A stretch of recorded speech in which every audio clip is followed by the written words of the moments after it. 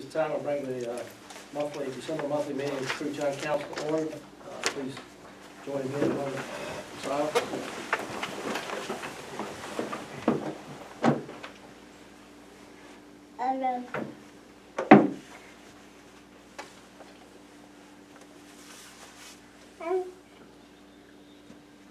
Please join me in the Pledge of Allegiance. Pledge allegiance To the flag of the United States of America, and to the republic for which it stands, one nation, under God, indivisible, with liberty and justice for all. All right, first order of business, we have asked Mr. Mike Wilson of Burton Profit to come to council and address the preliminary engineering report. You have a copy of the report in front of you, and he's going to give you the short version, I think, to get the hot spots. Thank you. So thank you, sir, for coming, and thank you for your work. All right, no problem. There's some bulleted points if you want, pass around. I know a lot of you've got my business contact information already, but if you need some more, one more, here's some more of those.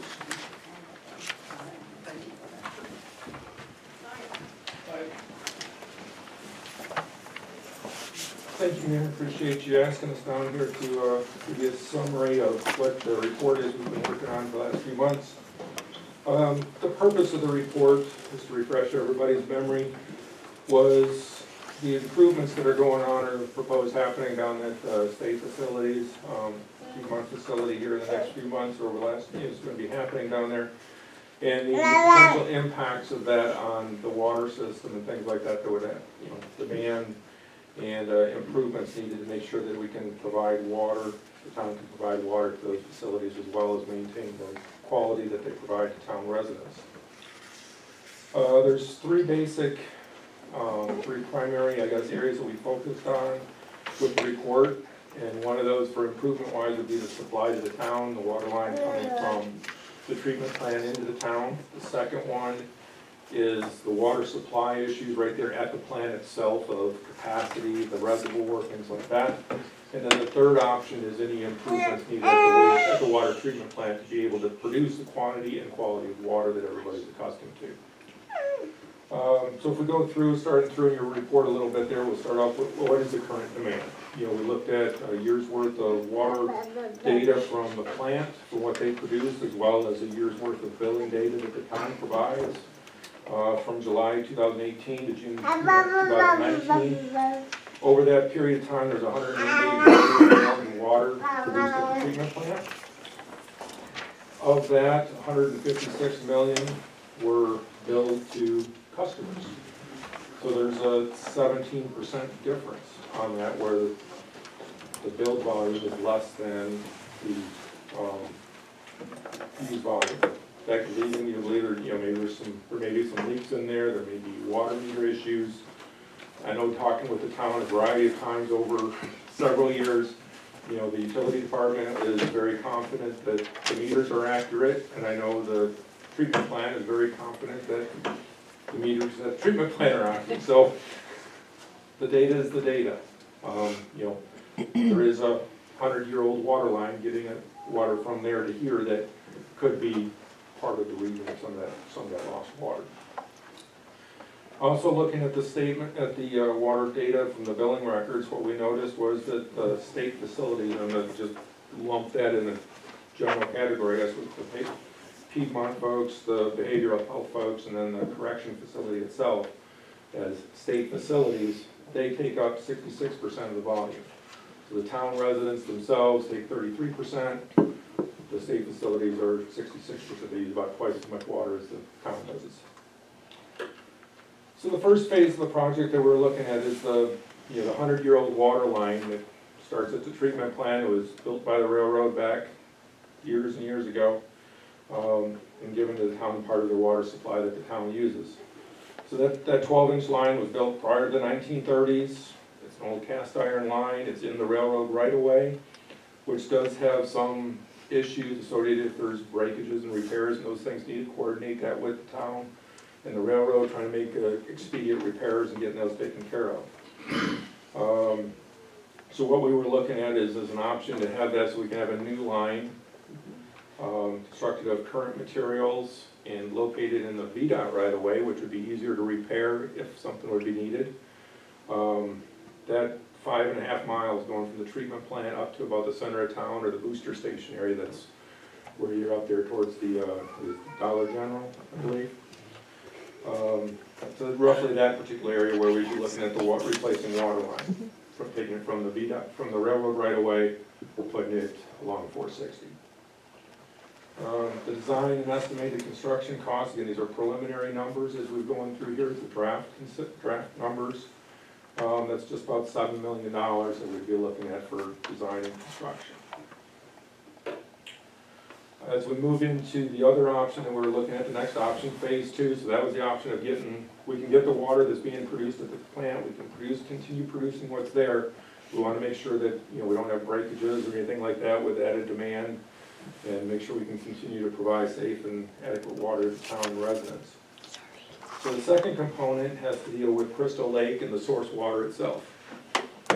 The water, where everybody gets the water is from Crystal Lake. It's about a 20-foot tall dam or reservoir that's there, about 500 acres.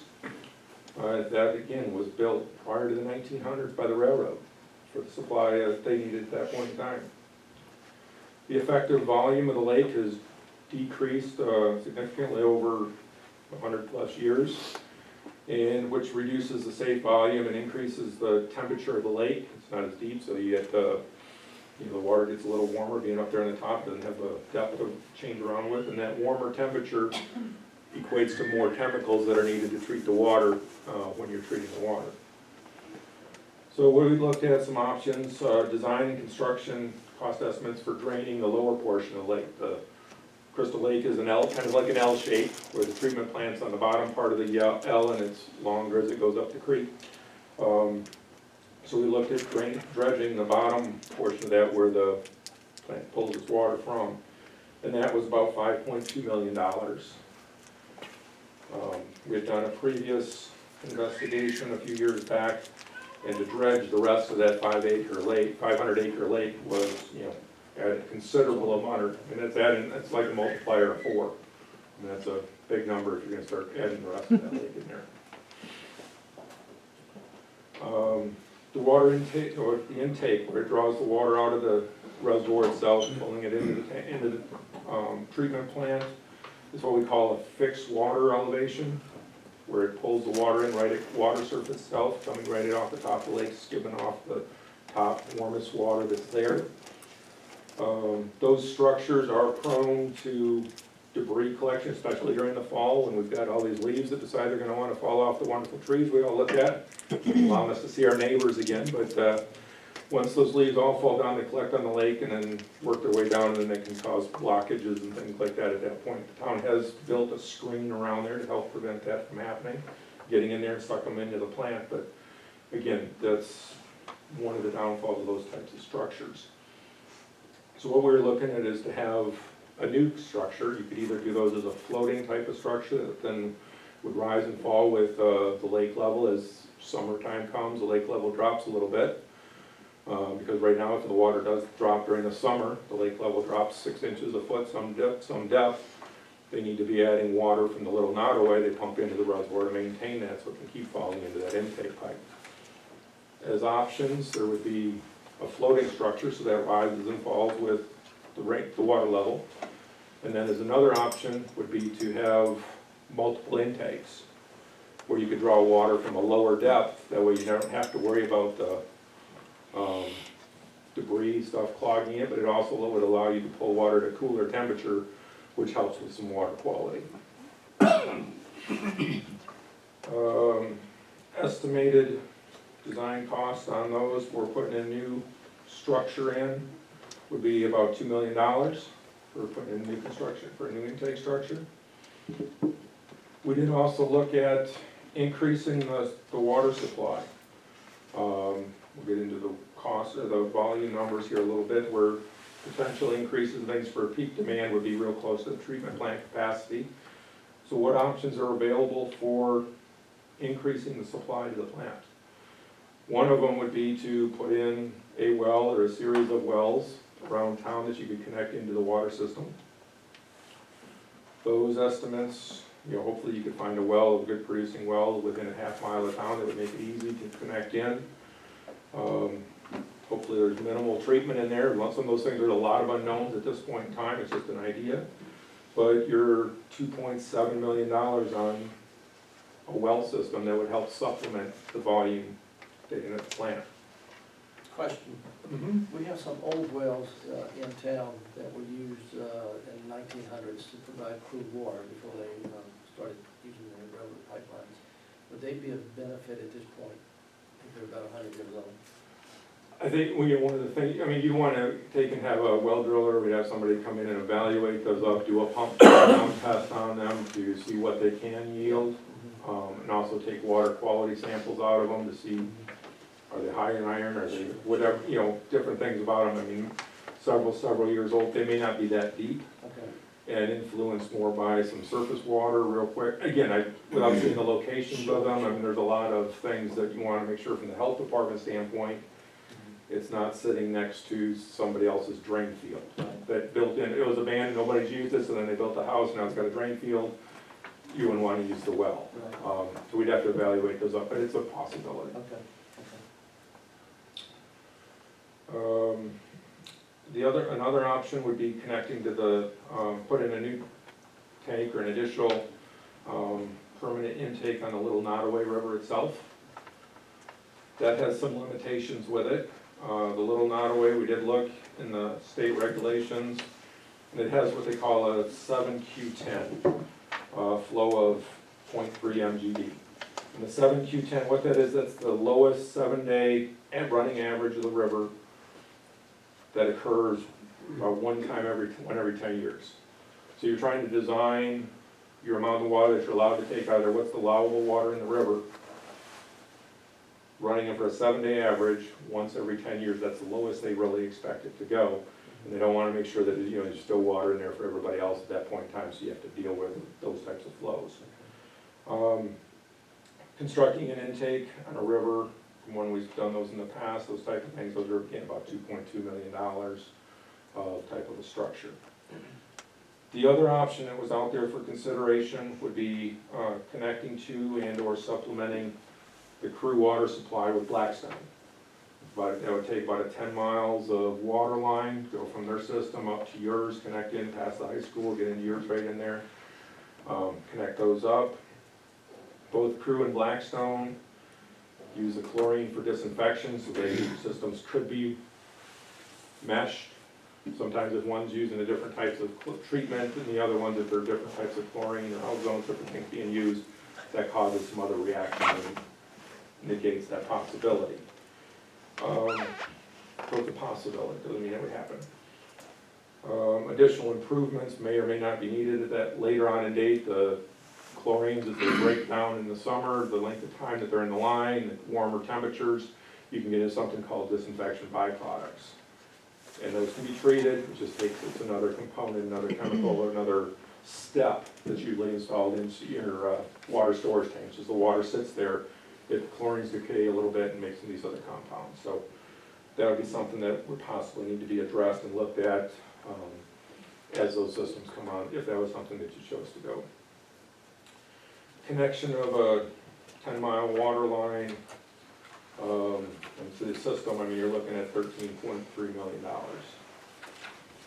Then again, there would be a customer thing, agreement with the town of Blackstone to what they would, you would be a user of them. Is there a certain volume you'd have to pull from? Would it all be all from them and not from the town? There's a lot of discussions that would have to happen at that point, how much you could or wouldn't take from them, what they would or wouldn't want to sell. The third component, in order to make sure there's continued water supply for town residents as well as state facilities and everybody that's the user for the town, are some improvements that would be needed at the water treatment plant itself. The proposed daily flow, we're looking at, we look at that average, year's worth of data. The average flow was about 500,000 gallons a day. There was some days it was higher, some days it was lower, but overall, the average of all the days was that. There was some that was, months were better or worse, but So then when we take and we look at going for the increases to the state facilities down there, at 0.5 is gonna go to about a 0.65. Where that comes, the Nottaway Correctional Facility, they currently average, if you will, about 215,000 gallons per day. They're not anticipating any change in their system. The behavioral health and the Piedmont facilities, they currently have somewhere around 75,000 gallons a day that those two entities use. And that's where you're projected doubling of flow going to about 160,000 gallons per day for those. That's where we went from the 0.5 to 0.65. That does include a little bit in there as well for the 70% water loss that we were noting in this earlier discussion.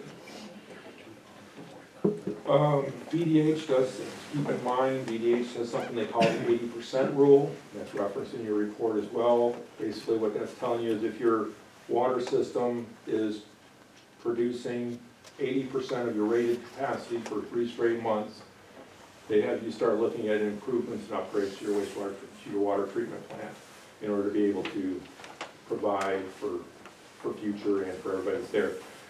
When your average daily is at 80%, it means you're getting some peaks that are pushing your 100% capacity, and that way when they start making sure you get more capacity and you're ready to go, you can handle those and be ready for future.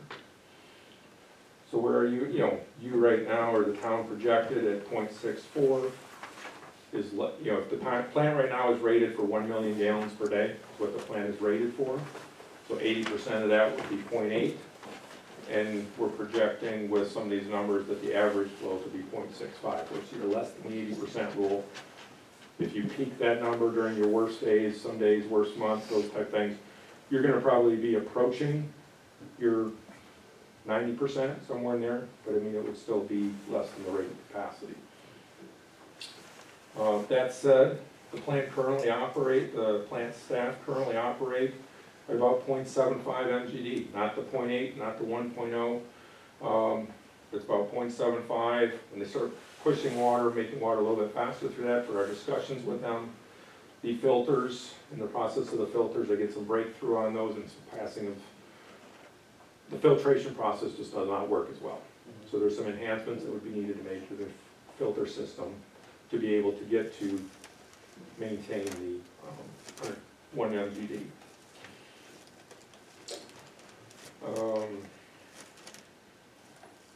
Some of the equipment issues that we noted with the plant are the raw water pumps to take the water out of the reservoir and pump them up through the plant into the system, for treatment. We note that they should be replaced with some VFDs, which allows some flexibility and easier for monitoring and changing of flows and variations that happen with them instead of just on and off at a high rate of flow. If you just need a little bit of flow, it can gradually go up, gradually go down, give you some flexibility from that standpoint. It's safer on the pumps, gives them some more efficiency, and runs from there. Each one of the pumps should be capable of providing a full water treatment plant capacity. Right now, they don't both give that 1 MGD. You can get that whole plant flow out of there when both of them are on, but if one of those pumps needs repair, you don't have the full capacity. So you should have 2 pumps able to pump. Each one pumps the full capacity. That way, if one is in repair, for whatever reason, you can still meet your demands. We've estimated the additional pump work to be about $108,000. Sedimentation basins, as I mentioned, there's some work needed those, make sure they can be upgraded a little bit to get the treatment necessary, provide the treatment to get the rated capacities. We're looking at about $69,000 for some new filter material and some work around the walkways and some things like that. Excuse me, that was the sedimentation basins. There's some wear and tear on the sedimentation. I just got ahead of myself on the filters. So the sedimentation basins, there's not a whole lot of moving parts. The water goes in there. If it's been treated with some chemicals, it just allows the water to get clearer as takes the chemicals and different things out of there, the organics, part of the water takes those out. So it's just a lot of water that sits there, filters slowly, settles down, And there's some wear and tear you can see on the outer edges of the wall, the concrete. I mean, there's some gaps in the concrete, cracking, some things that have happened. So we're looking at $69,000 of some cosmetic use basically to help maintain, make sure those basins are stable. The filters, because of the age of the filters, the medias needs to be replaced. Valve and piping issues that were noted. The flow rate controller should be replaced with a flow meter and actual valves. There was some spots where the roof had been leaking there as well. And near the filters in the electrical room, so I mean there's some issues there from water leakage that needs to be addressed. That component itself for the filters is about $773,000. Oh, you know, about half of that being the filter media, the other half of that is, you know, the actuators and controllers.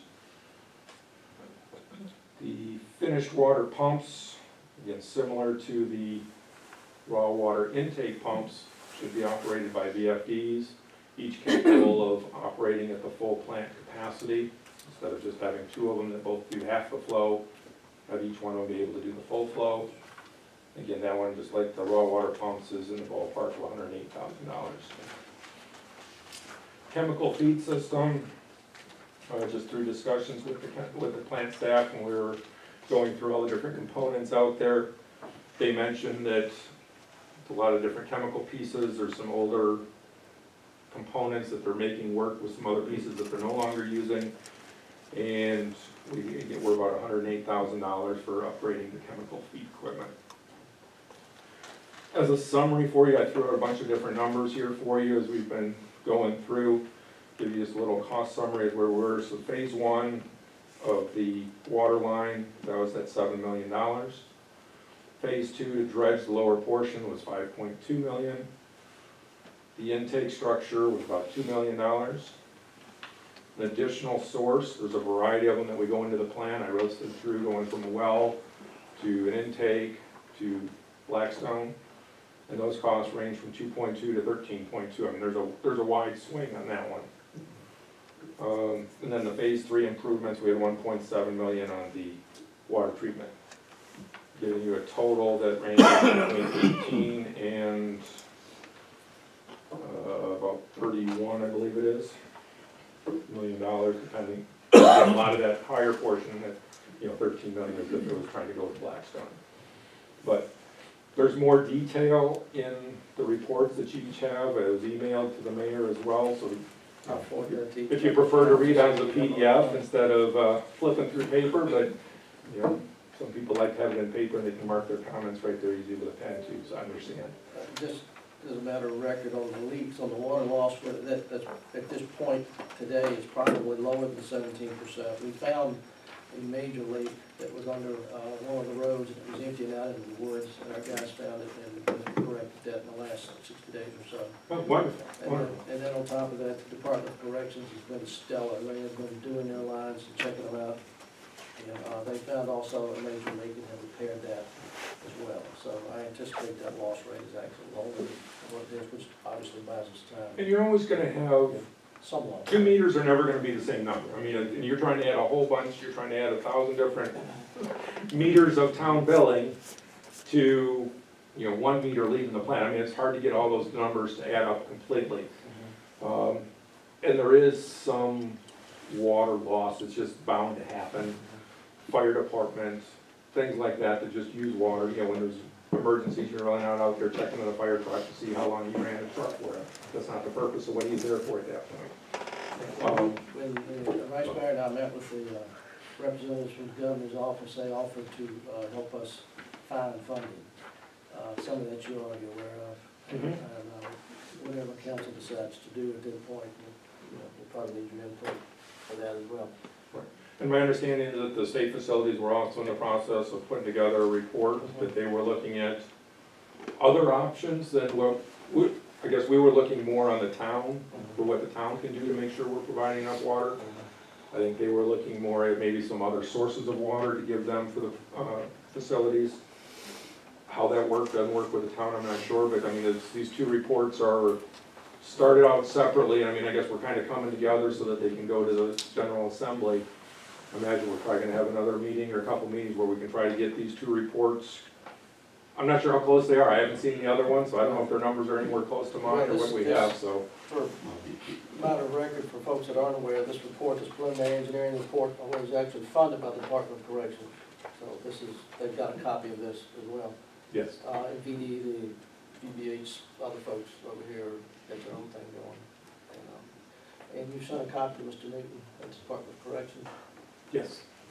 Yes, we talked this afternoon, and he's the one that actually gave me the flow numbers that I referenced, the different portions down there, the different facilities. Outstanding. Does any member of council have any questions? Couple questions, Mayor. These figures, how much, just roughly, would you anticipate them increasing per year?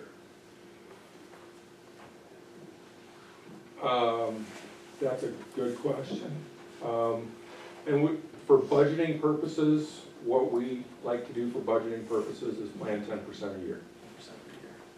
And we've had construction costs in some of these last couple of years where some costs go up 15–20% for stone, pipe goes up 2 or 3%. What's a good number overall on a project? I don't have a real good number, but 10% I think would be a good one for budgeting purposes. Thank you. And do you know the current volume at Crystal Lake? Volume of water, I do not have that on the top of my head. Is it in the report? I guess I don't know that it's in there. It may have been, the other previous report we did a couple years ago is Appendix D in there. okay. That one may have it. Gets you close if I did some real quick math.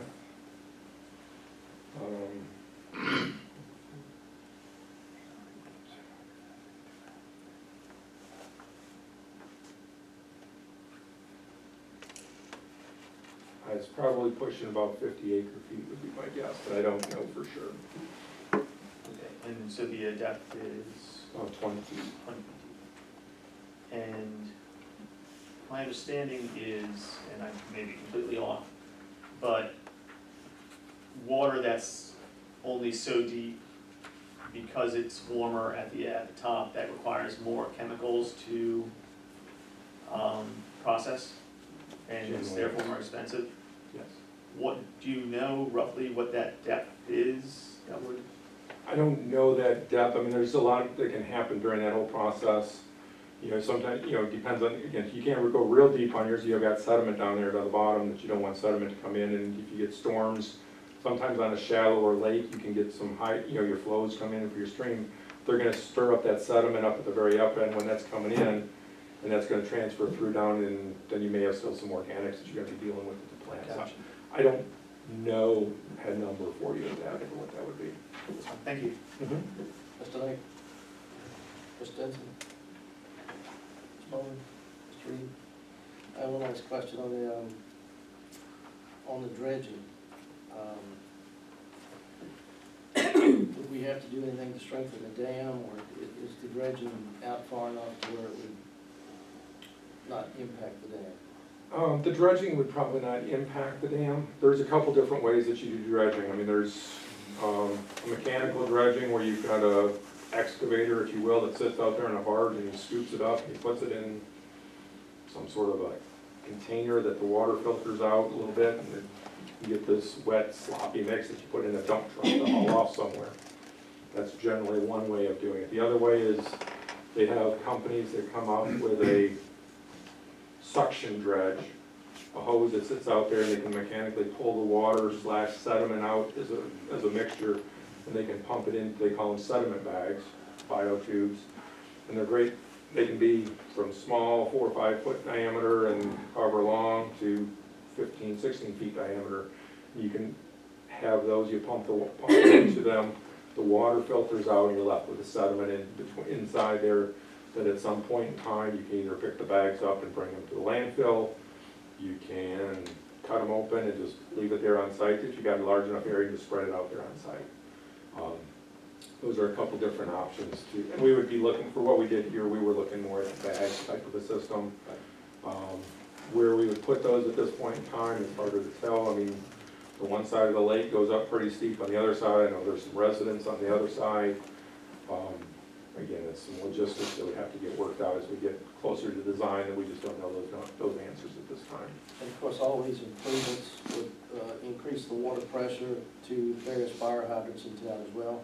I mean, I don't know, from what we're doing, we're really not increasing water pressure, okay, we're increasing volume. Your water pressure is really set at your elevated tanks. okay, Those are there that you pump up to the water, you fill your tank, and that sets your water pressure throughout town, and we're not planning to change that at this point in time. okay. All right, if there are no questions from members of the council, well, thank you, and we will take this study, and we will try to orchestrate another meeting regarding the rate study, which is still work in progress, and we'll probably get some feedback from Mr. Duke as well, from the Department of Corrections, and I'm hoping we will get feedback from the other folks.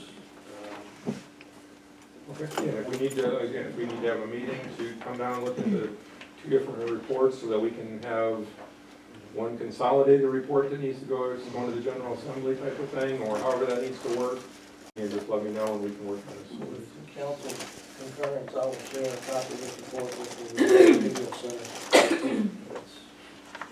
Right, okay, I'll reach out to Mickey. A copy. I think the one, so in the report that you have, as we were drafting that up through this week, last week, this weekend, there's not a lot of time that even through this morning, I did not have those updated flow numbers until it was about 3, 4 o'clock this afternoon that I had those phone numbers.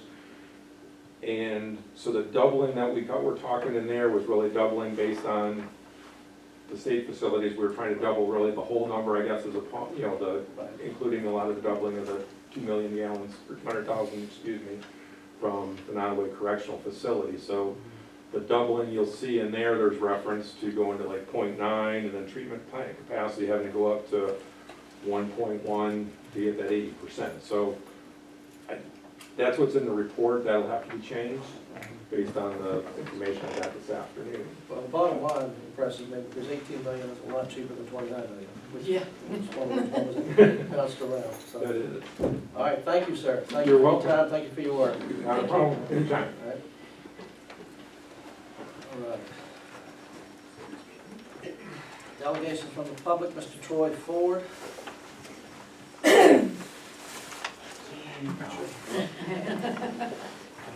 Don't want to preach, but yes, I just want to come and ask y'all tonight. I live on Gatewood Avenue. Right now, Gatewood Avenue currently has no street lights. There's one at the top of the street, and there's actually one at the bottom, but there's not one in the middle. Just like Rock Castle, where there's one in the middle. And I only ask this because usually things come up because of a reason.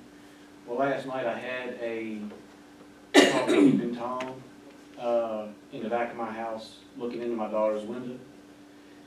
It's been going on for several months, off and on. Did you report it to the Still police? living? I haven't been able to hear anything or see anything to lead me to think that it was anything other than the wind or maybe just a noise. But last night, while she was sitting in her room, she texted me, and I was able to slip out the front door and sneak around back, and I was from me to Aaron, from grabbing him, and I hollered, "What are you doing?" And he took off running, and I took off running after him, and I chased him up the street to Tyler. So I wasn't able to identify him because he had his back turned to me. But when I came back, I was on the phone with 911, and when I came back, I also noticed that there was a weed eater in my yard, also my neighbor's chair that he took off of their front porch. So I'll do what I have to do to light up my little 100 by 150 foot lot in the back. But for the safety of the street and for those that are walking, the dogs, kids out there playing, might be helpful to have a street light. I'll take care of it tomorrow. Actually, I'm going to engage Tiffany. Well, yeah, call me. We'll engage who we got to engage and make that request. I appreciate it. All right. No, I appreciate it. Did you report it to the police? Yes, I did. As a matter of fact, the state police showed up because I guess Mr. Morgan with the town police, he was with the domestic or something, and he was there tied up for a while. So 2 state troopers, Trooper Montey. He was one of the ones responded, and of course, I called, what was his name? PJ. I called PJ this morning when I got to work, and I told him, and I said, I'll be home around between 5 and 5:30, so I called him on my way home, and I guess he gave me the sheriff's office number, so they said the state police gave them their number, or gave them their report, but I still had the weed eater at my house. The group PD hadn't been there yet. Okay, Yeah. okay. So, But it's a true PD case at this point. It Yeah. is. Yeah. Okay, we'll take care of that too. Well, I appreciate it. I'm sure it's a lot cheaper than $18 million. Probably. Probably.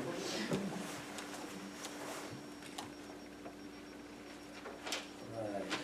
If you could put in a good word with the prisons about the water, that'd be great. I'll see Oh, Mr. man. I'll see He works Mr. for Newton prisons. tomorrow. I know, but the prison has been very, I mean, they funded the report, they've been very forthcoming, they've been very open and aggressive in trying to address the leakage issue. I mean, I've got nothing but good words for the Department of Corrections, frankly. Well, if you have, need to get in contact with Tim Newton, he's in the office right above me, Okay, so good.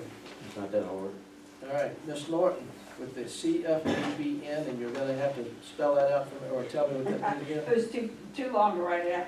I'm wearing a different hat tonight. I'm Daphne Norton, and I am chair of the Citizens for a Better Nottaway. We are an expanding group.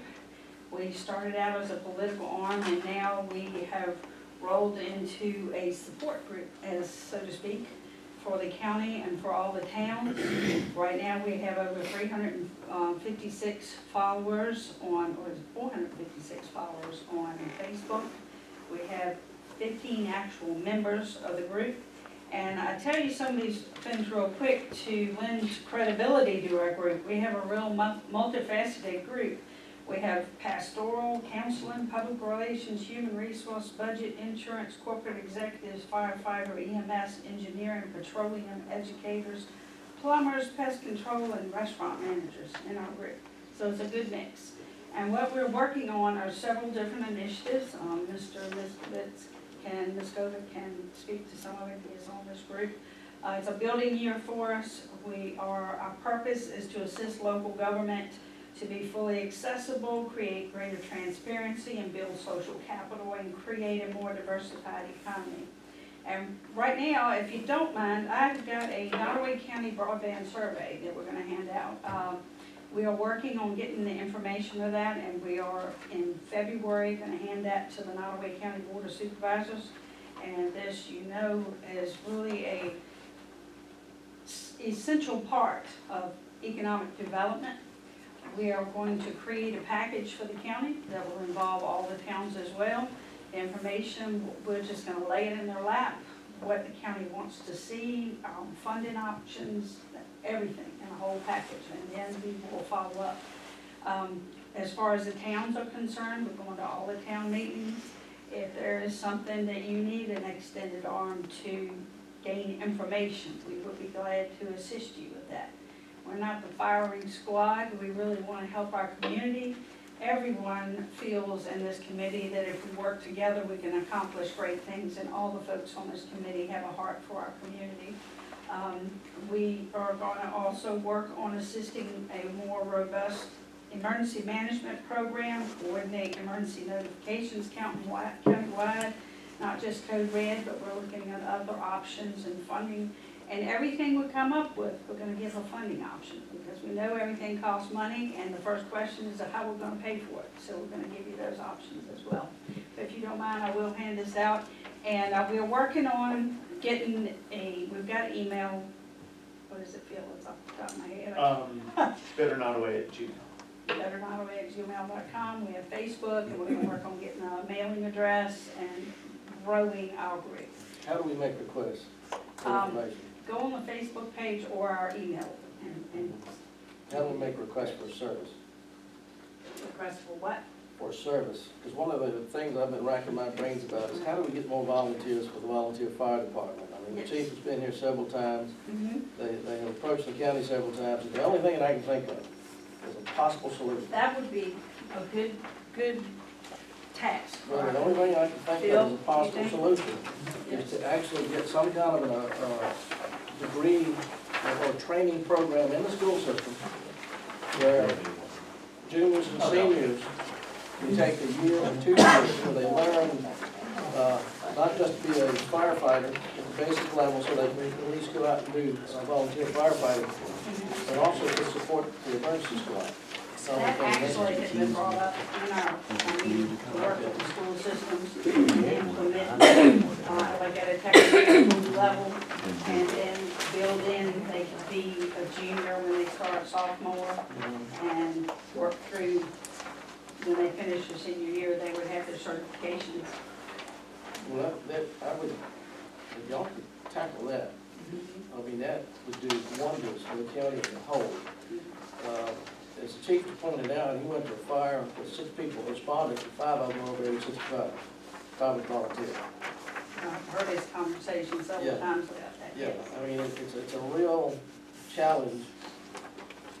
And it's not anything that we can solve necessarily, and I don't mean to be putting the chief on the spot over, but, the only solution I can think of is to train them in school and make it so that, at We've least got to they're. make use of that facility out there on 360. Well, that too. Not every child's gonna go to college. No. And that's good.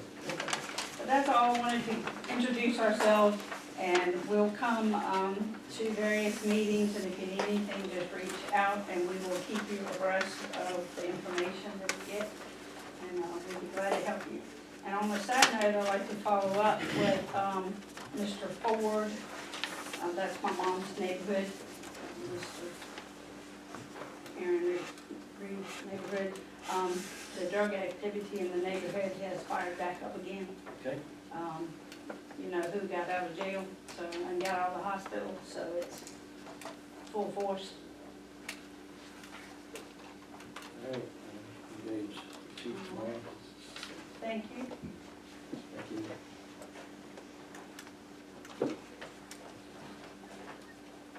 Mr. Johnny Pettis.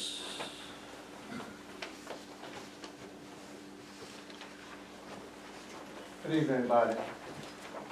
Please, I had a question on your committee. Jan. I know, where can we get a report on the actions that the committees have produced over the last 12 months?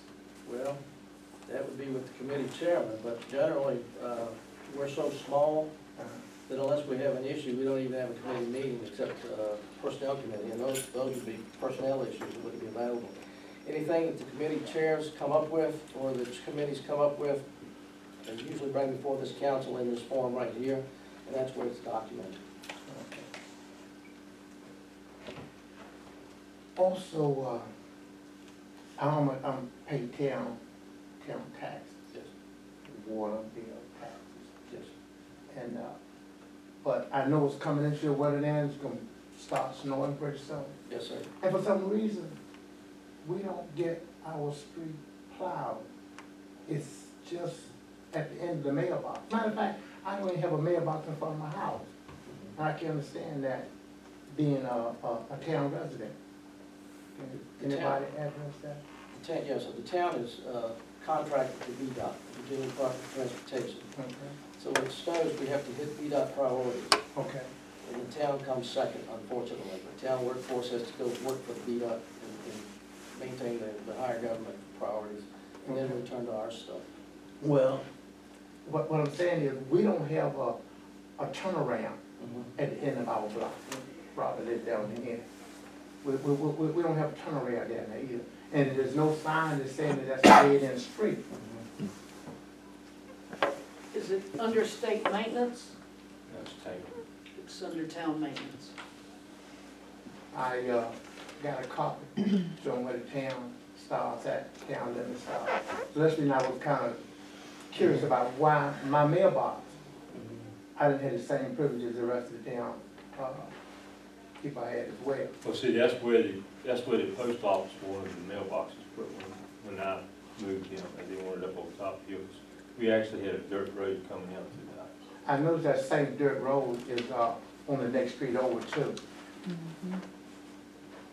Well, that's actually, No, it's. I don't think it's- that's, I don't know if that's town owned or not. Well, according to these documents here, It's too high. it's town owned. It might be in town, Uh-huh. and portions of it may be town-owned, and portions of it are state-owned. So that's where the issue comes in. It may be very well at your house Mhm. that it's only town-owned and maintained from a certain point to a certain point. Everything else would be Well, state well, maintained. it's not clear on these documents here. Well, I didn't know that's what you were received from asking for. Okay, I can get that information for you. I appreciate Yep. that. So Okay. my apologies, I didn't know that that's what you were at, but just thought you were asking for town limits and not Okay. maintenance for roads. But I'll get that for you. And last, but not least, I stopped by to talk to you about the Christmas lights. They're very nice. Christmas lights are very nice. But we still haven't, addressed the point of, having a light on the entrance where the, town policeman normally stops and makes sure people are driving the way it's supposed to, in the park. We talked about the park, but we Yeah. still don't have a light there. It's very dangerous getting into that park. Right, now the chief did engage that individual that was living there, that you've identified, Okay. and there's efforts underway to try to place him where he needs to get help. Okay, and my last one is, on the, town, I came up to the town hall to talk to someone about the, Christmas light that looks real nice, but there's a cord running across the walkway that should be enclosed in, either enclosed in it, or stay on the ground, or an archway should be put up over the Which side is this? which side is it? It's at the trees, the Christmas, Trees. the memorial trees. Okay, all right. Who did the memorial this year? Do you know? Individuals. The individual? Yeah. Okay. They had a bunch of volunteers go up and do that, so that's probably Okay, where that comes in. Buy some tape, okay. tape across it. I spoke with the supervisor. There's a supervisor in charge of maintenance. Was it a tall Tony. lady with blonde No. hair? No, He spoke to Tony. Tony, okay. and that was supposed to be taken care of. And I walk every morning, so I was there this morning, so I know it has been taken care of. Okay. That is private stuff, so I don't know if we, But that's We're what not I was allowed thinking. Those are our lights, right? no, sir. They're Those, not our those lights. are, no, sir, those belong to a community group Okay. that puts them up every year. But let me talk to Tony and Okay, thank you. say, yes, sir, thank you. Ms. Yates. I got two of them here. Run back to back. Podium, I feel very short. Good evening. I brought this up last time about citizens' comments and the fact that you had limited the citizens' comments to just one set instead of two. And I really feel strongly, as I sit here tonight and even listen to everybody making their comments, there's things that I think our citizens could add if that conversation is allowed to have its second portion in this second part of the meeting. So I strongly urge y'all to reconsider putting that second set of comments back into place. I think it speaks to transparency, having really complete conversations, really involving our citizens in what's going on in our community. I think it was a really good thing that we did have, and it's sad, I'm sad to see it go. I don't know, or I can surmise as to why it was stopped, but, you know, that doesn't matter. What's important is that our citizens are heard. Yes, ma'am. Okay, so I'd like to talk about that. And then just real quickly, I would like to know if the town is doing anything or talking about, have looked into our sidewalks, about repairing our sidewalks, working on our sidewalks, whatnot, because I know I have gathered information, as you well know. Greg, I think the town clerk has some information to add. Yes. I have been in contact with Megan for the county grant writing. She is helping me and looking for ways that we can get additional funding to get the sidewalks done. And I've talked to Diana with VDOT and gotten some additional information from her. So we're making headway.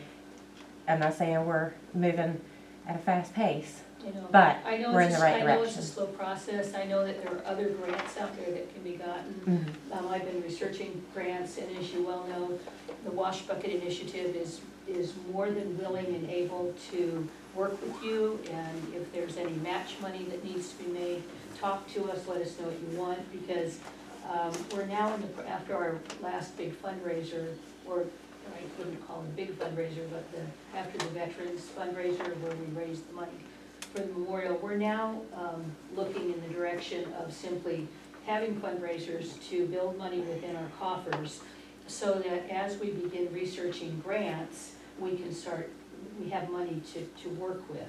So, so I just, because I really feel like sidewalks are crucial to our development, to our economic development in this town. It's gonna really change the face of what Crew looks like overall.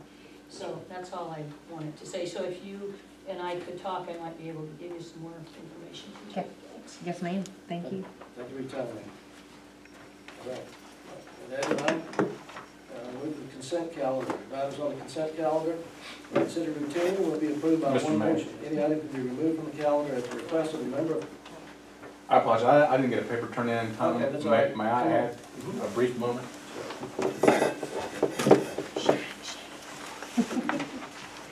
Apologize for my slackness in paperwork. That's all right. I'm Baxter Stieg, Alton, Tennessee Avenue. Certainly everybody here has met me before, but I know that since it's being videoed, I want to make sure I introduce myself since I'm not in the line of the camera. Yes, sir. It's my understanding that there's a proposed resolution that may be taken up today. One of the types that have come around recently, one was passed by the county, the Second Amendment sanctuary Yes, sir. resolutions. That was added Friday. I would like to speak in support of this type of resolution, if it's anything like the one that the county passed. I'll be very brief, because I know y'all will have your discussion moments. But the Second Amendment, my prior careers have certainly given me some insight into these kind of things. Living in third world countries in the middle of insurrection, civil war, speaks very plainly to me about the need for the citizenry to be able to defend itself. And I've written extensively in academic settings on this exact topic, and done quite a bit of research on it. The Second Amendment, when it first came out, was designed, the rights have long existed. The Constitution doesn't grant them to the people, but rather reserves the powers of the government from being, allowing the government to infringe upon the people. But this right has existed to prevent tyrannical rule, either by a government or by foreign invasion. So the purpose of the Second Amendment in the people, we hear all the time of hunting. Well, that's not even part of it. And we hear all the time of self-defense. That's an ancillary purpose to what is a greater defense of the public, and that is the ability to repel tyrannical rule or foreign invasion. The bills that have been proposed, the ones that I have read, the ones that I've seen, the ones that the governor on the day after the election made clear were his priority in the legislation, in the legislature, are appalling and chilling. The very types of weapons that would be make the citizenry able to stand against any kind of foreign invasion or tyrannical rule. We've seen it in other places in the world. We would be foolish to think it could not ever happen here. FDR rounded up Japanese American citizens and imprisoned them in concentration camps in this country within the last 100 years. So to think that it cannot happen here is short-sighted. The exact kind of items that are being described in these bills to be proposed to be regulated heavily or even banned are exactly the type of tools that a citizenry could best use to defend itself from these kind of threats. There are some other ones, what we always hear called the universal background check. What it is in reality is a gun registration program, and I can think of no better way. As an experienced investigator, the only way that you're going to be able to prove a case like that is to have a list of what everyone is supposed to have, and I use that in air quotes, so then you can compare it with what they do have. And that kind of list is carries with it horrible potential for misuse. from many different realms. I don't know of very many people who trust our federal government as far as we can throw it, and it's so big, none of us can throw it far. But I strongly urge this body to consider that resolution. These kinds of bills are chilling at best, and tyrannical at worst. And I strongly urge, with the greatest politeness, to consider passing this resolution. All right. Thank you. Thank you, sir. With that in mind, I see some new faces here. Is there anyone else that wishes to speak for or against the Second Amendment resolution? What's your name? If I stand right here, my name is Stuart Cardwell. Most people in the room probably have never heard of me, and that's probably a good thing. I haven't seen you in about 40 years, probably.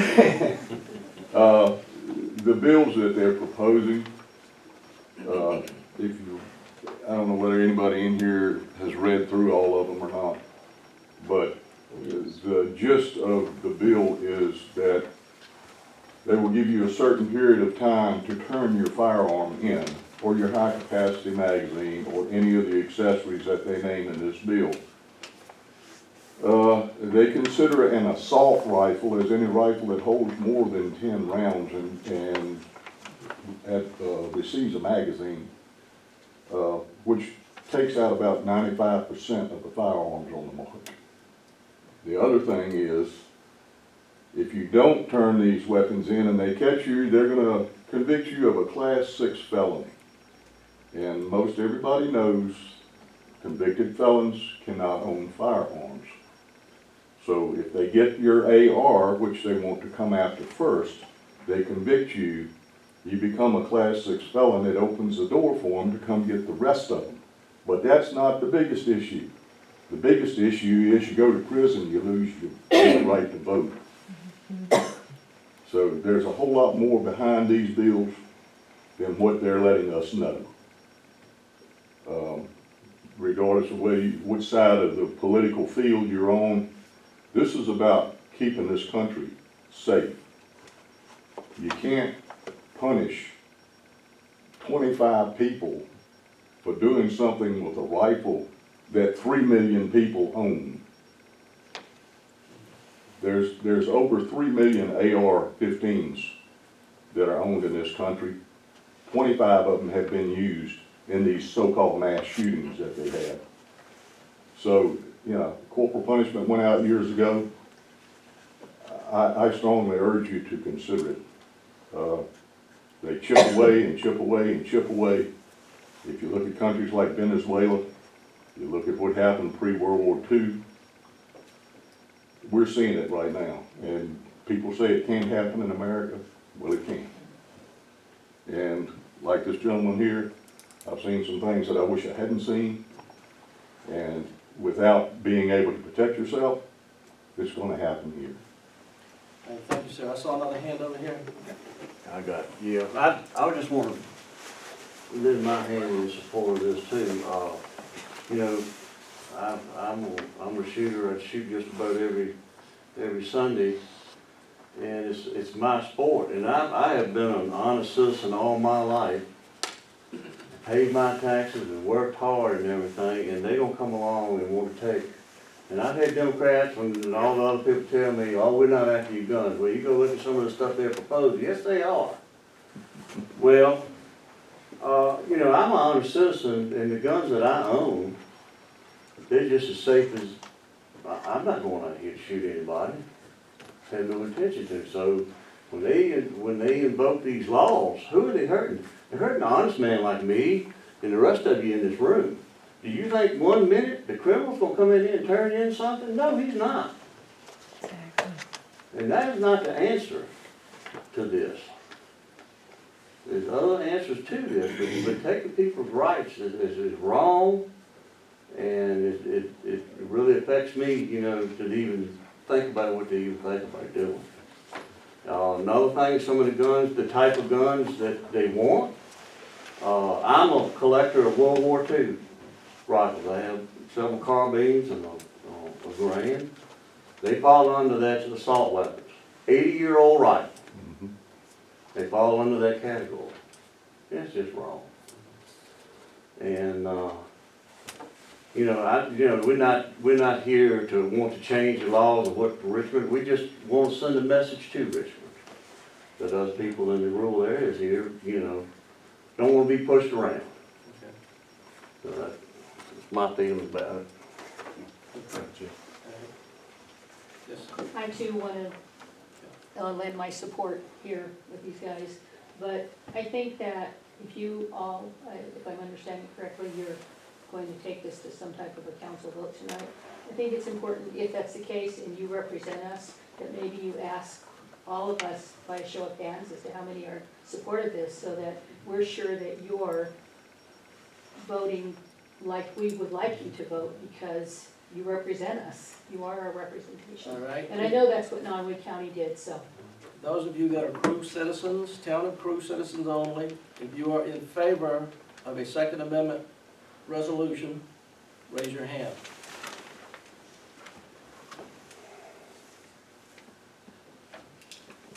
If you are against, raise your hand. Oh,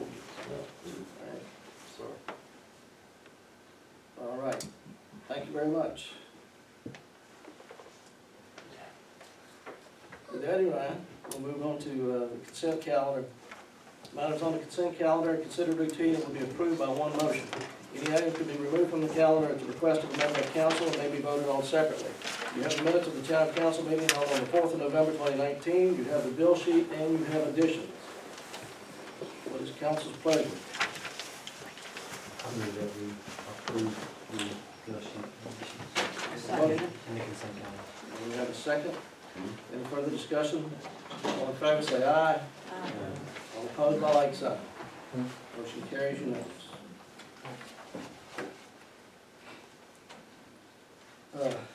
There's no town manager, so we don't have a town manager report.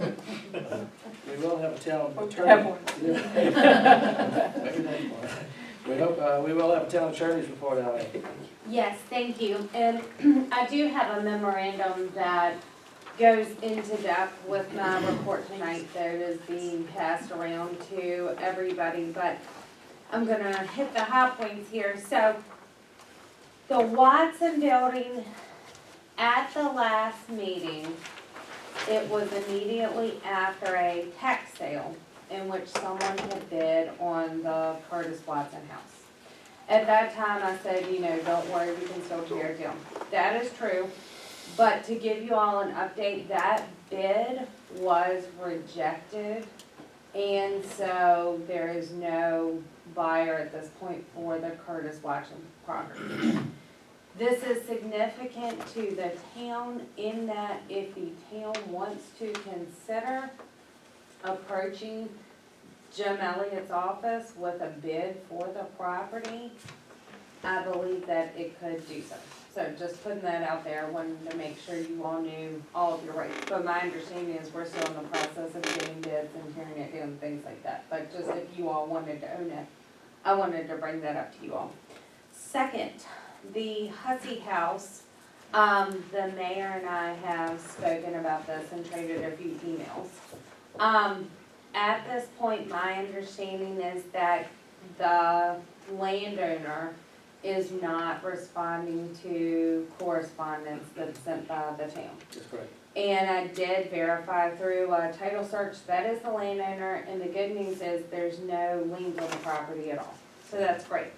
I have outlined what I think are the town's best options in the memorandum. Number one, and I think this would be one of the most effective things to do, is to assess penalties against Ms. Gibson. And that would be by writing a letter, and then if she did not take care of the house at her own expense at that point, or she did not pay the penalties, then we could take her to general district court, which is a much faster process than going through the whole tearing down the building in circuit court. And another benefit is, the town wouldn't have to pay to demolish the building. The only weakness I can see with that is it is a little bit more of a process with being able to serve her because she is in Tennessee, but we can handle that too, that's not a problem. Number two is when we take the landowner to court, my advice is, in addition to the civil penalties, if she hasn't done anything at that point, that we also ask for the court to order that she remove it, which can be done as well at her own cost. And then the third option, which I don't think is, we can do it, but I think 1 and 2 will cover it at that point. The third option is to go and get an opinion it's a dangerous building, going to circuit court and getting the town authority to tear it down. But if we think there's a chance that the landowner may have the financial resources and will tear it down, I would say option 1 and 2 is the way to go. So if I can have council's authority to do that, I'll proceed tomorrow. All right, what is the pleasure of council? Sounds good to me. Need a motion? I make a motion that we serve her and tell her it's been deemed an unsafe building and needs to be torn down. Do we have a second? Second. All right. What's the time period? Yes, and I'm glad you asked, because we do have to send a letter with the operative language in it. We give her, I believe, it's 30 days to respond, then after that, if she does not, that's when we can file the warrant in debt, which is what you file in general district So court. more or less, you can send her a letter within the next week, and then we have 30 days from there, so it'll be Correct. right the middle of next month. Correct, yes, and I'll give council an update at the next meeting and let you all know if we have had any response, and if not, I'll tell you all what day I'm gonna file the warrant in debt to get a report. Any further discussion or questions from the attorney? All right. Oh, one question. Yes. On the Watson house. Yes. If we don't make a bid to purchase the property, can we still remove it? Yes, oh yeah, you all have that authority right now. I just wanted to throw that second option out there just so you all will know. Everything has been in place to just be able to remove it. Let's How much money is on the liens over the Wait a minute, let's get the vote done, and then we can come back to that. All in favor, say aye. Aye. All opposed, by like sign. Motion carries unanimous. Go to your question. How much money in liens is owed on Watson House over the taxes? For back taxes, No, other than back taxes. other than back taxes, there are at least 3 other lien holders on it. I'm not privy to the exact amount of the liens because they have grown through time, penalties and interest, and they don't reflect any payments that are made. But I do know that there are at least 3 outstanding liens. I guess my question is, if we tear it down and don't take possession, who cuts the grass? The county? It would still, Yeah. no, at gonna get this pretty point, the landowner is still Glennis Mhm. Watson. Okay. That's who my title search indicated. Now, regarding the liens on the property, the town's lien for the expenses to tear down the house will be superior. Because it is on the same parity as a local tax lien, and so it does move up to top priority lien. Here's what I'm gonna suggest, is that you contact Jim Elliott, see if, also check to see if Nottaway County will waive the back taxes. Find out who the other lien owners are, I guess, we'll want them, I know. And see how cheap we can get it, and then we can take it, and what I'm gonna suggest, we've got several pieces of property. What I'm gonna suggest is that once we consolidate some of these things, we have a public auction for each of these lots on one day. We literally go from lot to lot to lot, and the highest bidder gets it. And that way it gets it back on the tax rolls and gets it off our dime. And then they can cut the grass. And they can cut the grass and pay the tax on it. Yeah, good point. Then it doesn't sell, if it doesn't sell, then we still We still are have, gonna end up having to take the thing down, right?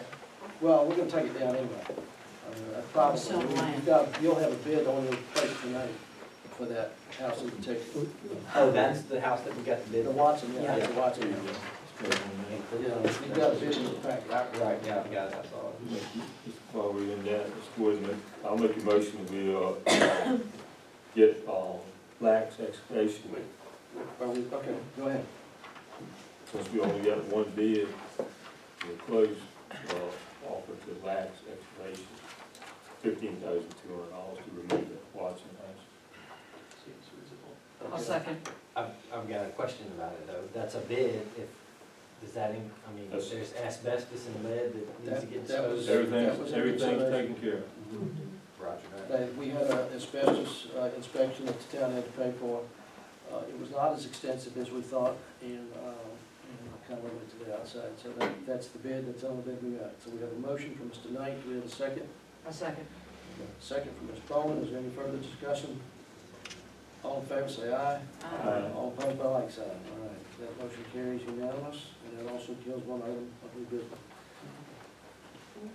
Right. I need to address council very briefly in closed session, pursuant to, 2.23711A7, which is consultation with legal counsel. We'll do that now, or we'll do it at the end? No, at the end, Okay. yes. All right.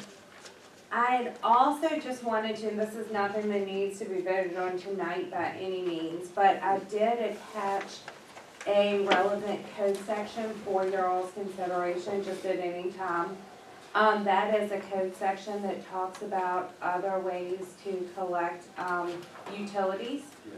from tenants or from lessees, if the town wanted to consider that at a later date. So just for, This would strengthen what we've already got then, yes, Okay. that's correct. okay? Yes, because right now the town code just holds the owner responsible, but there are other things that the town can do Okay, if it wants to. and this is consistent with Virginia State Code.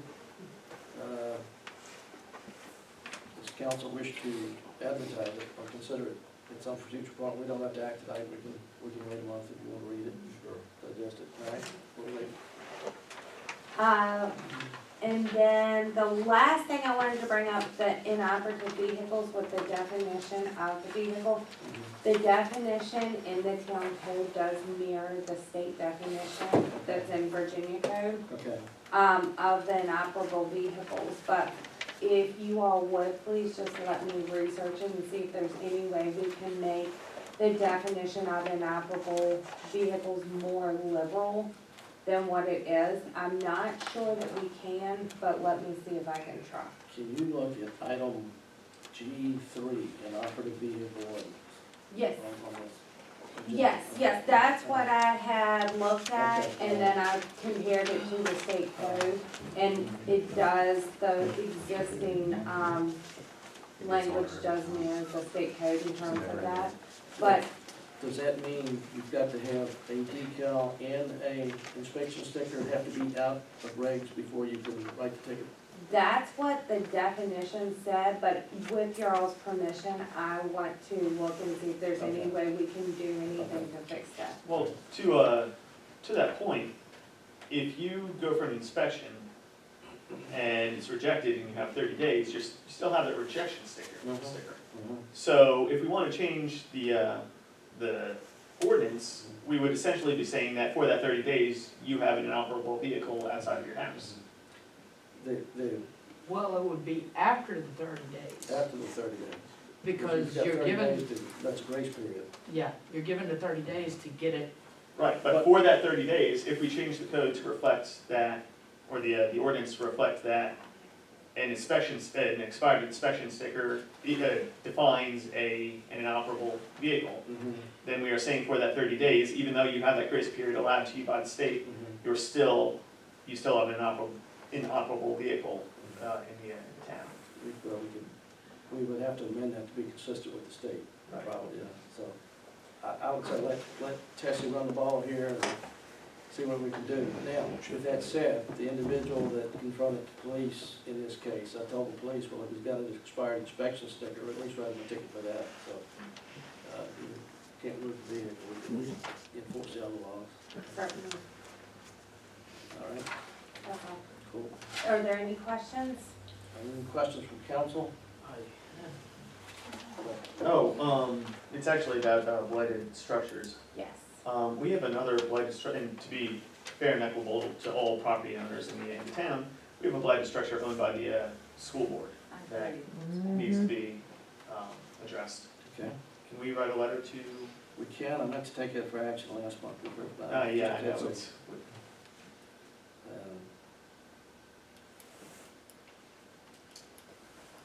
You talked about the ag building, of course.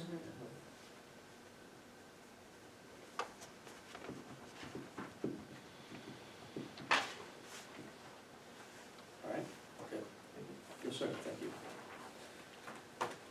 Any questions from council for the town attorney? All right, with that in mind, I've got a lot of informational stuff on there, but there are some action items. Did you want to speak to the health insurance meeting? We have met twice so far with, on health insurance for our town employees. And I think probably the biggest thing that we've arrived at so far is that we will bring our health insurance cycle into agreement with our budgeting cycle, because we were always off by 6 months. Our budget begins July 1st, so when we start, whatever we come up with for the new health insurance, it'll begin July 1st. And that also, another advantage of that is it gives us time to educate our employees about whatever possible changes we decide on. And we're not quite that far yet, but we've gotten some very good information from Sam Irby, and he is continuing to work with and get us some bids from other insurance companies. So, you know, we want to have time, we need to be fair to our employees so that they have a full understanding of whatever changes might happen. All right. Thank you, ma'am. Any questions for the vice mayor from council at this point? Okay, good. I have the railroad tank inspection. This was our first one from Southern Corrosion, and the details, the bottom line is in the report. I've got the entire report if you want to read it. Okay, airport. The Virginia Department of Aviation has a 95% reimbursement program for airport improvements. If council approved, I would like to appoint Councilor Rodney Knight to reach out to several local citizens to serve as an airport advisory committee to shepherd us through the process.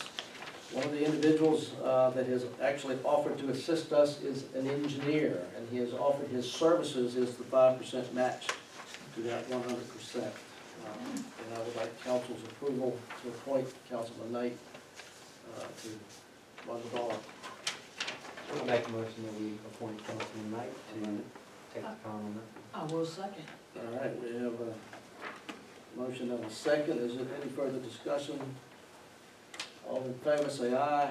Aye. All opposed by like sign. Motion carries unanimous. The State Department's supposed to be in, with the Aviation Department supposed to be here, either Thursday or Friday.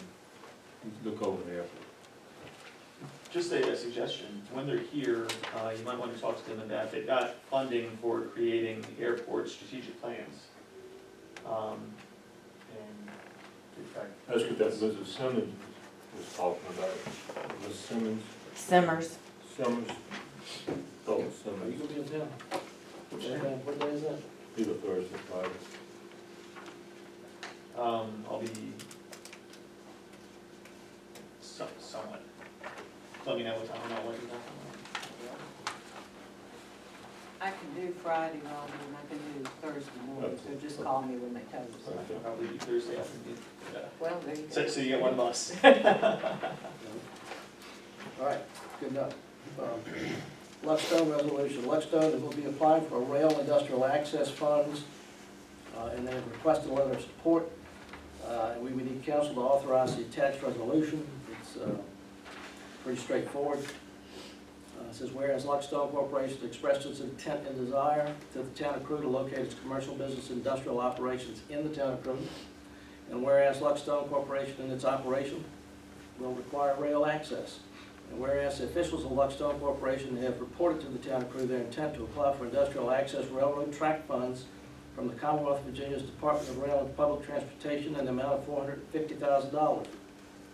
And whereas Luckstone is requested that the town of Crew provide a resolution supporting its application for said funds, which are administered by the Virginia Department of Rail and Public Transportation.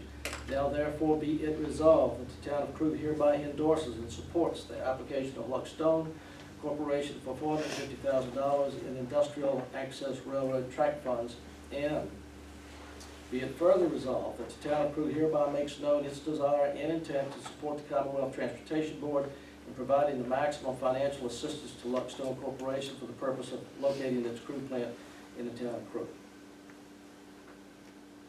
So moved. Second. All right, we have a motion by Mr. Miskovic, we have a second by Ms. Denson. Any further discussion? All in favor say aye. Aye. All opposed by like sign. Motion carries unanimously.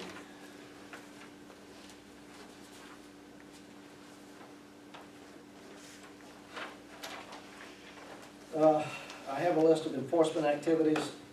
One of the things that I learned during drilling down a little bit, our fine for people that steal water meters is only $35.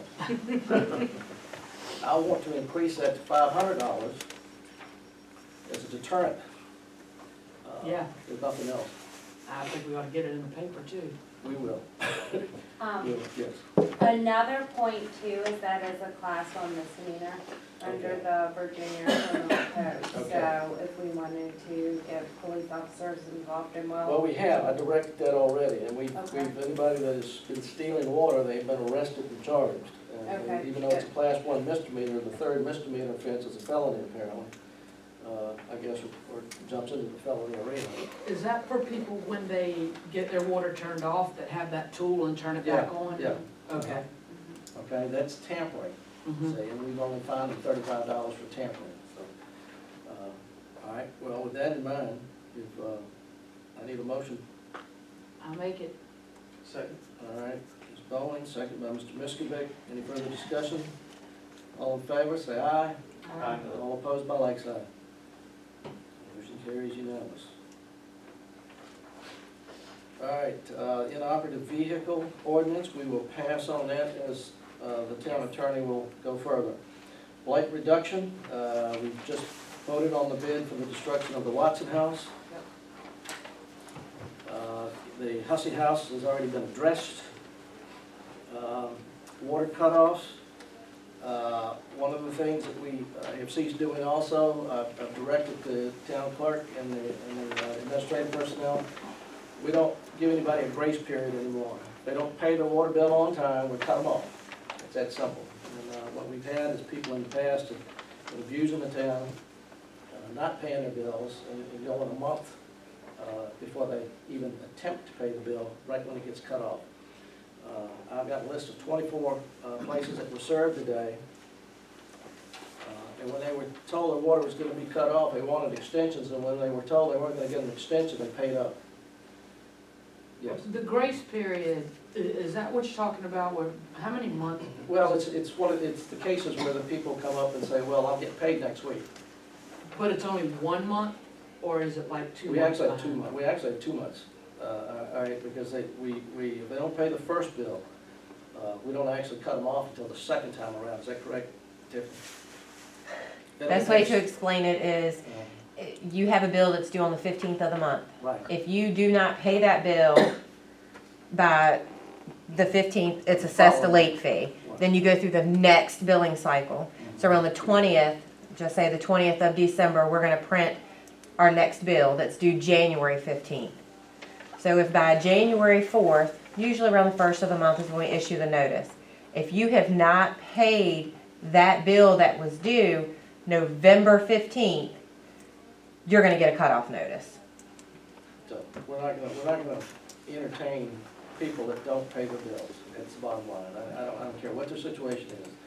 If they're getting money, they can pay their bill. All right, they don't need to be buying lottery tickets, cigarettes, whiskey, liquor, whatever. All right, they need to pay the town crew for the water service. What else? A couple of informational items on there. The individual that was charged in the Crewe shooting at the place formerly known as C Mart had a bench trial today. Was found not guilty. There was also a shooting in the county on the 29th of November that resulted in a chase that ended up at Crewe Station. Yeah, I heard all about it. Okay. Two Crewe police officers responded to support county deputies, but it is a Nottaway County case, so no detail. Do we have any more information on the not guilty? Why, or what was it, lack of evidence, or? Can we talk offline? Absolutely. Okay. All right. Wait a minute. Okay, so we're at committee reports at this time. Finance Committee. We will begin, working on our budgeting process. Hopefully we'll have a town manager, to be in on that, but, we'll begin that after the first of the year. Okay. And things are going along smoothly, finance right now. Personnel Committee, Mr. Reed. Okay. Community Development, Ms. Bowman. I actually have something that somebody approached me with this week, and I noticed that, like, at the Crew Baptist Church, they had that little love sign made in the little, field area. A lot of towns are doing that now, and people that come through will stop, take pictures, stuff like that with them. And I was gonna actually reach out to Wash Bucket, or maybe an organization to That's see a perfect organization, huh? if we can put it on some town property on the main highway, maybe make one, you know, pretty big. I just got this information, so I hadn't had a whole lot of time to think about it, Do you but, do you know where they purchased them, or what the cost is, or any of that? I think they just put them together, they built them.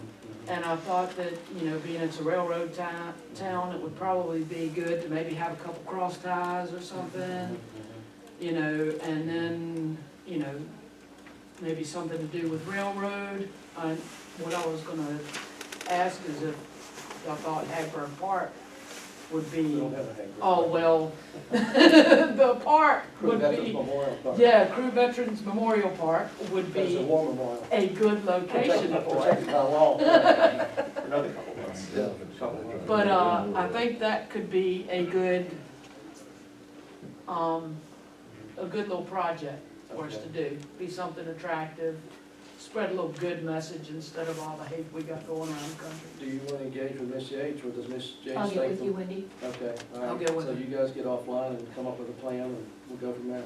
Yeah. All right. Good. We want continuing business, town manager search. We'll move into executive session at the end of this meeting. We've got a number of applicants.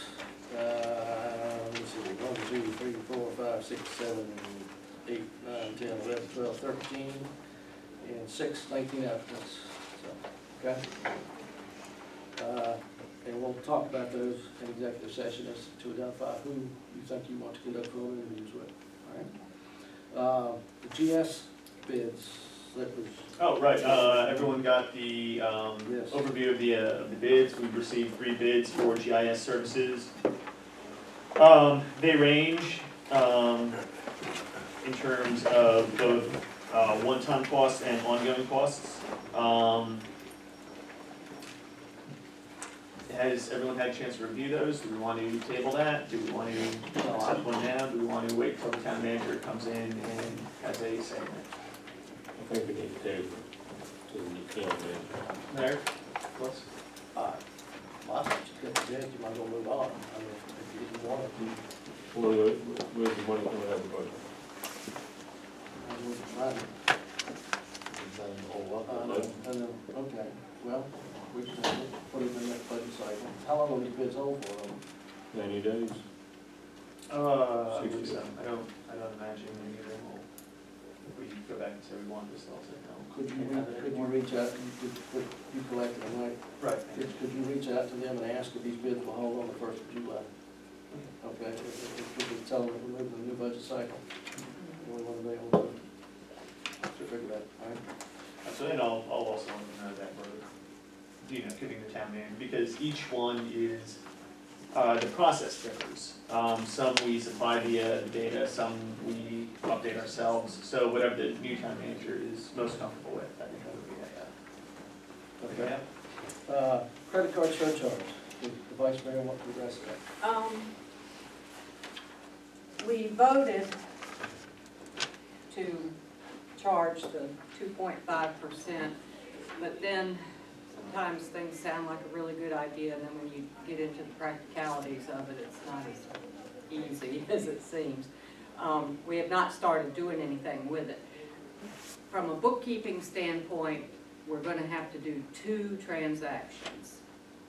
One, for them to pay the taxes.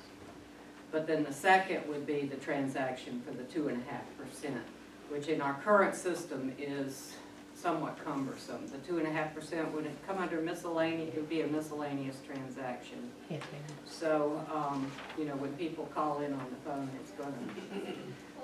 The other thing, after looking at some data, we've been doing a good job on our collection of real estate and property tax. It's much better than it used to be. And it looks as though it really jumped up when we started accepting credit cards. And of course, the town gets, when it's paid with the credit card, the town gets its money. Now, if the people have difficulty paying that credit card, then that's between them and the company. However, we do have a lot of inquiries before people use their credit card is, do you charge a fee? And I'm just wondering if we're gonna be shooting ourselves in the foot. So what, I guess what I'm hearing, and this is the other thing, that we found out later, it does have collections. So we've approved the 2.5%, but we don't have to implement it, if you don't want to. That's correct. Yeah, so if you want, we can just basically not implement it, we got no other actions taken. I like the 2.5%. I think that taxes have to be paid, and if they're not paid now, they'll be paid later, or we take the property. Merry Christmas. From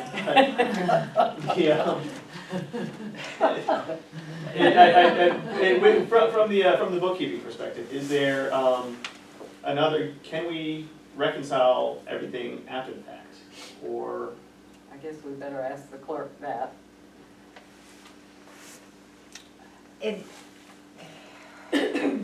It's basically, it's just going to create more work and more time consuming for us, no matter, even when we get the upgraded system, it's still gonna be the same thing. Like, I'm in one screen to ring up, you know, taxes or a utility bill or what have you, and then to ring up this credit card transaction, the fee that we're gonna charge for that, I would have to exit out and go back into a different module to ring that up.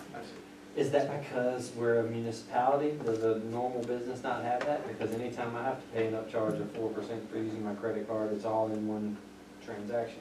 Is it something about us? It's our software. Okay, so until we regulate the software upgrade, maybe we ought to hold off on it, is what you're saying. No, we have talked about software upgrades in the past. The auditors have recommended it. February. They're in town, they're doing Okay. it. So then we table it until we have software that can handle it. We've approved it, and once it's streamlined, and I like that. Okay. And we should work that into the budget this upcoming year. Okay. Could you add it in as like a tax line? I mean, you can, but you still have to ring this transaction up in this module. Like, we have a property tax module and we have a utility module. So they have to be rang up in separate places. Gotcha. All right, so what I'm hearing from council is table implementation until we get a software upgrade. Is that Correct. what I'm hearing? And I will, between now and then, I'll find out, I'll confirm with our software company that step will be eliminated when we get the update, because the update is scheduled to happen in February. And you can also check with the county treasurer and see how they're doing. And I'm glad you mentioned the auditors, because they're doing their business now, they're auditing, doing an audit of our records and whatnot. Yep. What was the total of these credit card fees? 2.5%. No, I mean, what have we been paying? Oh, it's pretty extensive. I mean, Yeah. It's a nice chunk of change. Okay, so I think we can, when we go into budgeting, consider that Yeah. as money that's now received. Well, and some of the data we looked at, before we started accepting credit cards, we were collecting about $265,000. After the credit card implementation, $280 to $290. So it did jump up with the use of credit cards. We don't wanna, The millennials do not have checks. Do not poor have checks. things. The younger generation, I'm talking about probably 40 below, half of them can't write a check, but it's all Can you? debit cards. Most do not carry cash either, because believe me, in retail, I know. My youngest daughter, I have to share the story, my youngest daughter, dated a guy from UVA, graduated UVA, was going to law school. He didn't know how to write a check, never written a check in his life. Well, sounds like UVA. Trouble with the money. Yeah. Okay, so, any other continuing business that I didn't have on the agenda? All right, very well, we're moving to new business. The Watson House destruction bid has already been addressed. Next is the Second Amendment resolution, Councilman Miscavige. Thank you, Mayor. You all received this in your email packets, I think, you received it at some point. But the motion is resolution declaring the town of Crewe a Second Amendment sanctuary. And it reads, whereas the Second Amendment of the United States Constitution reads, a well-regulated militia being necessary to the security of a free state, the right of the people to keep and bear arms shall not be infringed. And whereas the United States Supreme Court in District of Columbia v. Heller affirmed an individual's right to possess firearms unconnected with service in the militia for traditionally lawful purposes, such as self-defense within the home, and whereas the United States Supreme Court in McDonald v. Chicago affirmed that the right of an individual to keep and bear arms as protected in the Second Amendment is incorporated by the Due Process Clause of the 14th Amendment against the states, and whereas the United States Supreme Court in the United States v. Miller opined that firearms that are part of an ordinary military equipment or with use that could contribute to the common defense are protected by the Second Amendment, and whereas Article 1, Section 13 of the Constitution of Virginia reads that a well-regulated militia composed of the body of the people trained to arms is the proper, natural, and safe defense of a free state. Therefore, the right of the people to keep and bear arms shall not be infringed. And whereas Article 1, Section 1 of the Constitution of Virginia reads that all men are by nature equally free and independent and have certain inherent rights of which, when they enter into the state of society, they cannot, by any compact, deprive or divest their posterity, namely the enjoyment of life and liberty, with the means of acquiring and possessing property, and pursuing and obtaining happiness and safety. And whereas Article 1, Section 2 of the Constitution of Virginia reads that all power is vested in and consequently derived from the people, that magistrates are their trustees and servants, and at all times amenable to them, and whereas certain legislation that has or may be introduced by the Virginia General Assembly and certain legislation which has or may be introduced in the United States Congress could have the effect of infringing on the rights of law-abiding citizens to keep and bear arms as guaranteed by the Second Amendment to the United States Constitution and Article 1, Section 13 of the Constitution of Virginia. And whereas the town of Crewe is concerned about the passage of any bill containing language which could interpret as infringing the rights of the citizens of Crewe to keep and bear arms. And whereas the town of Crewe wishes to express its deep commitment to the rights of all citizens of Crewe to keep and bear arms. And whereas the town of Crewe wishes to express opposition to any law that would unconstitutionally restrict the rights of the citizens of Crewe to keep and bear arms. And whereas the town of Crewe wishes to express its intent to stand as a sanctuary town for the Second Amendment rights and to oppose, within the limits of the Constitution of the United States and the Commonwealth of Virginia, any efforts to unconstitutionally restrict such rights, and to use such legal means at its disposal to protect the rights of the citizens of Crewe to keep and bear arms, including through legal action, the power to appropriate public funds, the right to petition for redress of grievances, and the power to direct the law enforcement employees of Crewe to not enforce any unconstitutional law. Now, therefore, be it resolved that the town of Crewe hereby declares the town of Crewe, Virginia as a Second Amendment sanctuary, and that the town of Crewe hereby expresses its intent to uphold the Second Amendment rights of the citizens of Crewe, and that the town of Crewe hereby expresses its intent that public funds of the town of Crewe not be used to restrict the Second Amendment rights of the citizens of the town of Crewe, or to aid federal or state agencies in the restriction of said rights, and that the town of Crewe hereby declares its intent to oppose any infringement on the right of law-abiding citizens to keep and bear arms using such legal means as may be expedient, including, without limitation, court action. The undersigned clerk of the town crew hereby certifies that the resolution set forth above was adopted during the open meeting on December 9th, 2019 by Crew Town Council, and I make that motion. I'll second. I have a question. Yes. Being a sanctuary, I mean, what weight does that carry, other than sending a message? Well, you can't downplay the sending a message part. So any collective action would be viewed by members of the General Assembly, especially members of the General Assembly who may be right on the fence, who may want to vote one way, but their party is telling them to vote the other way. It gives them backbone, or the ability to vote their conscience. And it also demonstrates a collective opposition in parts of the Commonwealth that are underserved, like rural Southside Virginia, Southwest Virginia, places that don't have the same amount of political power as, say, Northern Virginia, Richmond, or Hampton Roads. It also would from a more practical, and being to your point, the more practical perspective is law enforcement do have discretionary power. So if you're driving down the 460 going 40 in a 35, a law enforcement officer could stop you because technically you're exceeding the speed limit. They could also not stop you because they have that discretion. If we have a policy that says we don't want to stop anyone for going 7 miles or under over the speed limit, that would be a policy that would exercise theirs. So we want to say we don't want the law enforcement to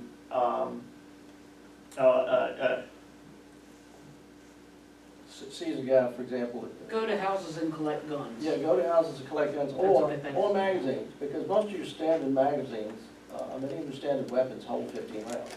I mean, you eliminate the rounds, then It actually- you limit the rounds, and then you limit.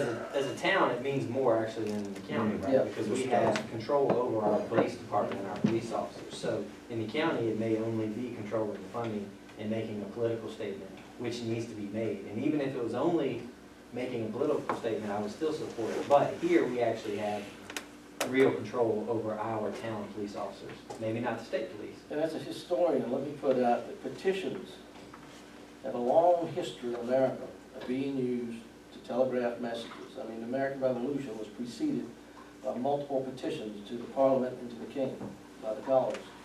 And it's a normal way of expressing the local point of view to those people in Richmond. And in fact, this is more of an urban-rural divide than it is anything else. And I was actually just having a conversation with some friends in Blacksburg who I mentioned Senate Bill 18, which would make it such that you need to be 18 in order to hunt without adult supervision. And some of my friends who lean a little bit towards the other direction were saying, well, that seems common sense. Well, no, it really restricts the way of life of rural Virginia. If you're 17 years old and you have a hunting license and you want to go out and hunt, then I bought my first weapon my first shotgun when I was 16 because you could, and that's what we did. In fact, in those days, at Nottaway High School, you look out the parking lot, every truck had a gun rack, and often with weapons in them, and nobody got hurt, because people would go hunting in the morning and in the evening. And again, this is more of an urban-rural thing, and it telegraphs a message, and I think it's important. And frankly, I would. So we got a second. You second? If you do. I'm in favor. Obviously, I don't have a vote, but I would be in favor of just a sending message, nothing else. Well, my personal opinion in it is, I want to buy a pistol for Christmas. My friends say, hell no.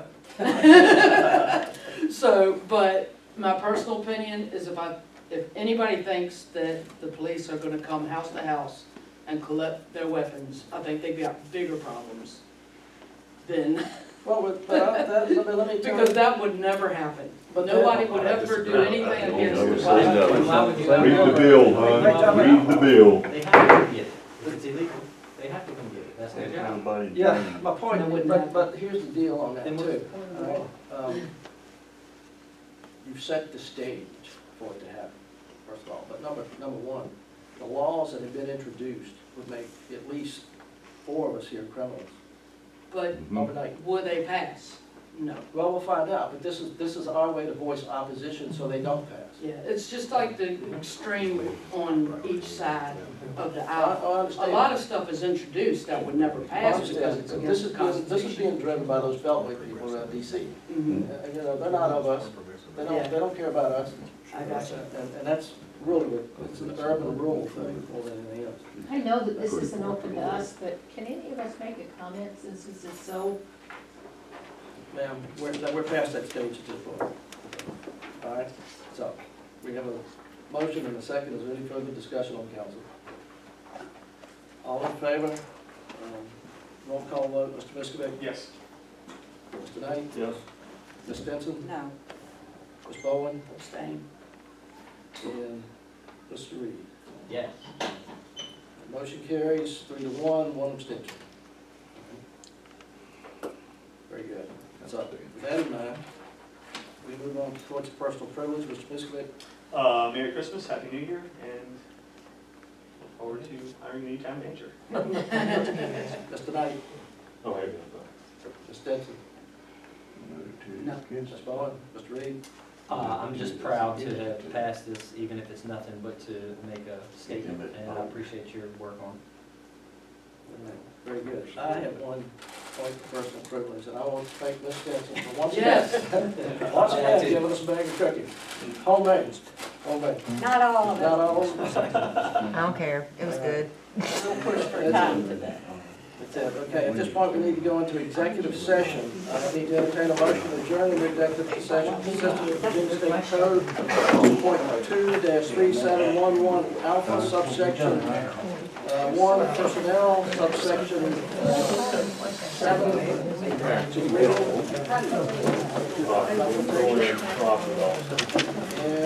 3 to property.